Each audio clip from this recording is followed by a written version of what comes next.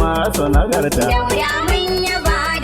Da zarar kaji ana huka gudu ya kare inda kake kwanci da sa'a daya nan wani zai zo ya da zango na zama bisa samun wannan dausayin alheri ne ga al'ummar wannan jiha. Mai girma kwamishinan kananan hukumomi da lamuran sarautu ta jihar Zamfara injiniya Ahmad Garba Yandi da babban sakatare a ma'aikatar kananan hukumomi da lamuran sarautu Dr. Sanusi Yakubu Gusau daraktocin ma'aikatar da daukacin ma'aikatan hukuma suna mika sakon taya murnar su ga mai daraja gwamnan jihar Zamfara Dr. Dauda Lawal Gamjin Gusau Gamjin Zamfara murnar cika shekaru 2 akan karagar mulkin wannan jiha. Wannan ba karamin karamci bane irin samun gwamna Dauda Lawal a wannan jiha wanda gurinsa a koda yaushe na samar da abubuwan more rayuwa ga al'ummar wannan jiha kama da samar musu da ruwan sha birni da karkara, inganta sha'anin kiwon lafiya don ginawa da sabunta asibitocin da muke da su a wannan jiha, ga inganta harkokin ilimi inda mai daraja gwamnan jihar Zamfara ya farfado da sha'anin ilimi na gyaran makarantunmu da ma samar da matallafan karatu. Mai daraja gwamnan jihar Zamfara a sha'anin tsaro yana faɗi tashi na ganin cewa an samu dawwammamin tsaro a wannan jiha tamu ta Zamfara. A cikin wannan lokaci ne mai daraja gwamnan jihar Zamfara samar da motoci 140 don samar da sha'anin tsaro a wannan jihar, samar da takin zamani da motocin huda da ma sauran kayan sha'anin gona don farfadowa da harkar noma a wannan jiha tamu. Mai daraja gwamnan jihar Zamfara ba anan ya tsaya ba, su ma matasa sun shaidi gardin mulkin demokradiyya na mai daraja gwamnan jihar Zamfara akan daukar matasa 1,500 aikin waccan gadi na tsaftace babban birnin jiha, ga kuma inganta filin wasanni na tunawa da Sardauna wato Sardauna Memorial Stadium da ke nan garin Gusau don shiga tsara na sauran filayen wasanni na jihohin kasar nan, ga kuma inganta samar da ingantattun wasannin motsa jiki a wannan jiha. A cikin shekara 2 na mai girma kwamishinan ƙananan hukumomi da lamuran sarautu na jihar Zamfara ya yi kokarin inganta albashin ma'aikatan jihar Zamfara, inda ya kokari ya ga an inganta musu da ƙarin albashi tun daga 7,000 har zuwa 70,000 domin inganta sha'anin aikin nasu. Mai girma kwamishinan ƙananan hukumomi da lamuran sarautu ta jihar Zamfara yana ƙara miƙa sakon taya murnar su ga mai daraja mataimakin gwamnan jihar Zamfara Malam Mani Malam Mummuni Matawallan Bukoyin, shugaban majalisar dokoki ta jihar Zamfara Right Honorable Bilamin Ismail Moriki, sakataren gwamnatin jihar Zamfara Malam Abubakar Muhammad Nakwada, shugaban jam'iyyar PDP na jihar Zamfara Dr. Jamilu Jibo Magaki a jihar Birnin Magaji, shugaban ma'aikata a fadar gwamnatin jihar Zamfara Honorable Muktar Muhammad Lugawan Bammaru, Honorable Kabiru Lawal Jagaban Zamfara da dukkanin kwamishinona masu ba da shawara ga mai daraja gwamnan jihar Zamfara da ma masu yi ma wannan gwamnati fata ta alkhairi. Allah ya kawo mana dawwammamin zaman lafiya a wannan jiha tamu da kasar mu da duniyar musulunci baki daya, amin. Wannan sakon taya murna ne da fatar alheri daga babban sakatare a ma'aikatar ƙananan hukumomi da lamuran sarautu ta jihar Zamfara Dr. Sanusi Yakubu Gusau a madadin mai girma kwamishinan ƙananan hukumomi da lamuran sarautu na jihar Zamfara. Jihar da ana